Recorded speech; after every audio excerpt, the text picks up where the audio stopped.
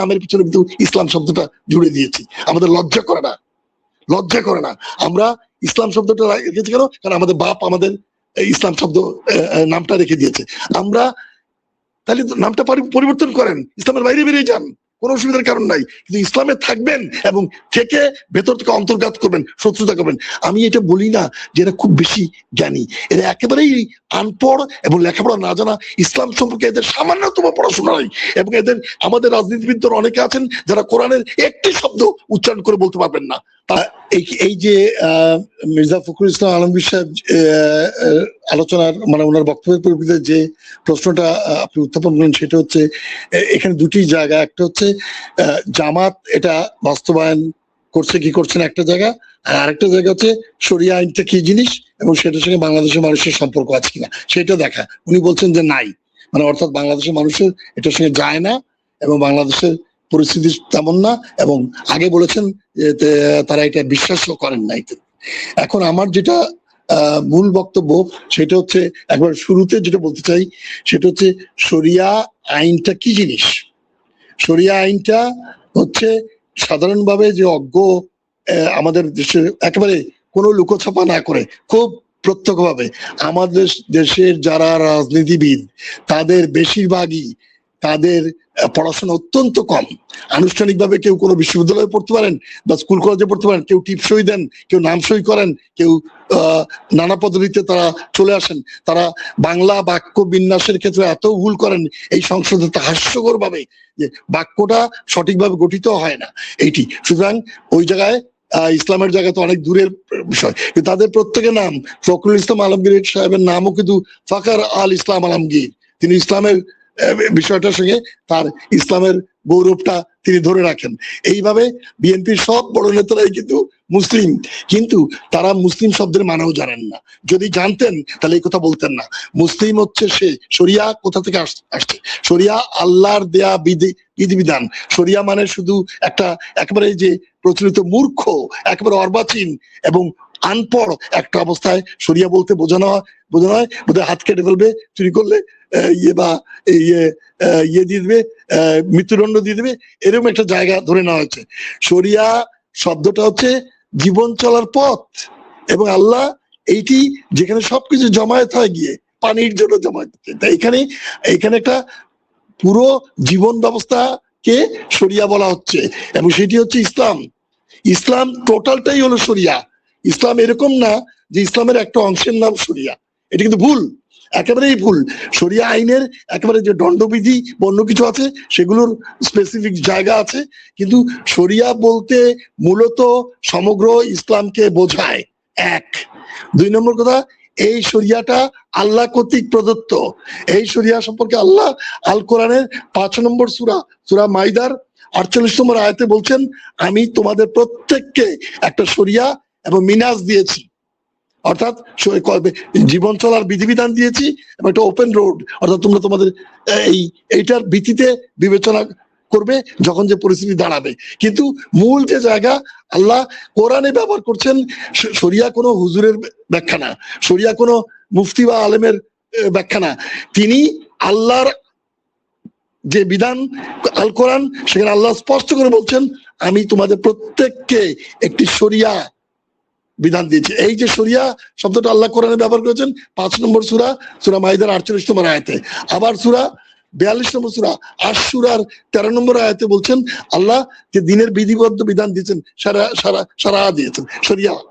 এবং এই যে শরীয়ত কথাটা আল্লাহ নিজে ব্যবহার করছেন। প্রথমত জানতে হবে কোরআনের শব্দ হচ্ছে শরিয়া, আল্লাহ নিজে বলছেন যে আমি শরিয়া দিয়েছি। এখন যদি কোনো ব্যক্তি, আমাকে একটু বলার মতো সময় দিতে হবে আজকে, সেটা চাই, কারণ এটা এই অস্পষ্ট ধারণা একেবারে পরিষ্কার করে দিতে চাই। সেটা হচ্ছে আল্লাহ নিজে বলছেন আমি তোমাদেরকে প্রত্যেককে শরিয়া দিয়েছি, অর্থাৎ প্রত্যেক নবী রাসূল প্রত্যেকের কাছে তাদের যার শরিয়া ছিল, কিন্তু বেসিক শরিয়াটা হচ্ছে ইসলাম।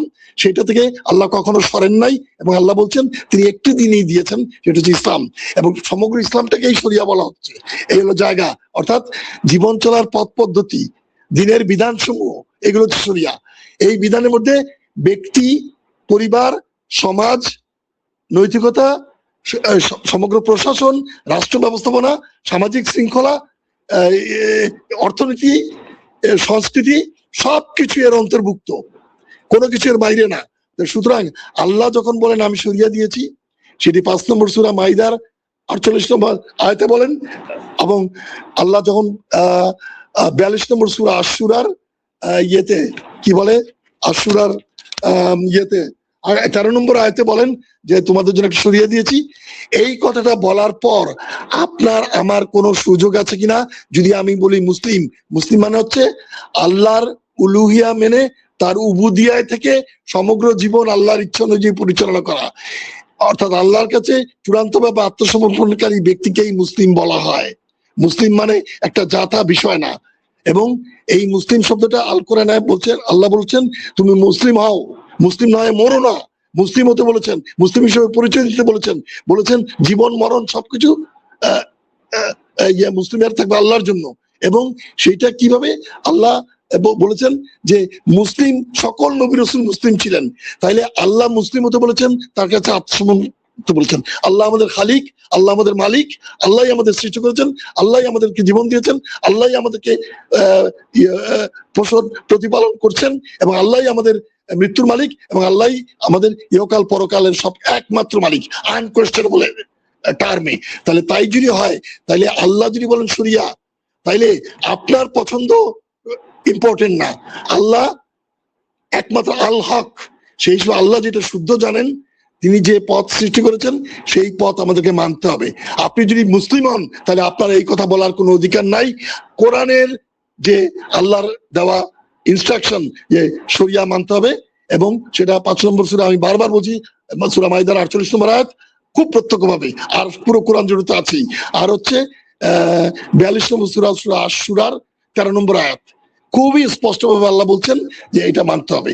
তার আগে বলছে যে এটা না মানলে তুমি কিন্তু কাফির, তুমি কিন্তু জালিম, তুমি কিন্তু ফাসিক। এই যে জায়গাটুকু ফাসিক, জালিম এবং কাফির, এই যে জায়গাটুকু আল্লাহ বলছেন, সেটা 5 নম্বর সূরাতেই সেটা আছে।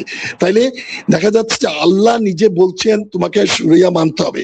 আল্লাহ 2 নম্বর সূরার 208 নম্বর আয়াত সূরা বাকারায় বলছেন উদখুলু ফি সিলমি কাফা, অর্থে মানতে হবে, পুরোটা মানতে হবে। 5 নম্বর সূরা 3 নম্বর আয়াতে বলছেন এইটাকে সম্পূর্ণ করে দিয়েছেন। আবার আল্লাহ 3 নম্বর সূরা 85 নম্বর আয়াতে বলছেন এই দিনকে যদি না মানো, তাহলে আখিরাতে ক্ষতিগ্রস্তদের অন্তর্ভুক্ত হবে ইসলামের বাইরে থাকলে। তাহলে আল্লাহ আমাদের মালিক, তিনি আমাদের সৃষ্টি করে বলছেন ইসলামই তার জন্য প্রদত্ত, তার তরফ থেকে প্রদত্ত মানুষের জন্য একমাত্র পূর্ণাঙ্গ জীবন বিধান, এবং সেটাকে মানতে হবে আর মুসলিম হতে হবে, এবং মুসলিম হলে আল্লাহর কাছে আত্মসমর্পণ করতে হবে। তাহলে আমি একজন মুসলিম হিসেবে কিভাবে আল কোরআনের দেওয়া যে বিধান, যেখানে সমগ্র জীবনকেই শরিয়ার অন্তর্ভুক্ত করা হচ্ছে, সেটা আমি কি করে অস্বীকার করি? প্রথম প্রশ্ন। আমি যদি অস্বীকার করি, তাহলে আমি কিন্তু মুসলিম না, খুব স্পষ্ট। আমি মূর্খ হতে পারি এবং আমি জন্মগতভাবে মুসলিম হতে পারি, কিন্তু আল্লাহর বিবেচনায়, আল্লাহর বিধান অনুযায়ী আমি মুসলিমত্ব আমার নেই, আমি মুসলিম না। আমি মুসলিম হওয়া মানে হচ্ছে কোরআনকে একেবারে সূরা ফাতিহা থেকে সূরা নাস পর্যন্ত মানতে হবে, এবং এই কোরআন কিভাবে বুঝতে হবে সেটা রাসূলুল্লাহ সাল্লাল্লাহু আলাইহি ওয়াসাল্লাম তার সুন্নাহর মাধ্যমে বুঝিয়ে গেছেন। তাহলে কোরআন এবং সুন্নাহকে মেনে চলাই হচ্ছে আমার বিধান, এবং আমার শরিয়া হচ্ছে এই কোরআন এবং সুন্নাহকে কেন্দ্র করে আবর্তিত। মূল শরিয়ার বিধানদাতা কিন্তু আল্লাহ, সেটার ব্যাখ্যা দিয়েছেন অনেক জায়গায় রাসূলুল্লাহ সাল্লাল্লাহু আলাইহি ওয়াসাল্লাম। কিন্তু এইটা মনে রাখতেই হবে, আমি যখন মুসলিম হিসেবে দাবি করি, তাহলে আমি কোরআনকে মানতে হবে, আর কোরআনে আল্লাহ বলছেন শরিয়া তার দেওয়া বিধান।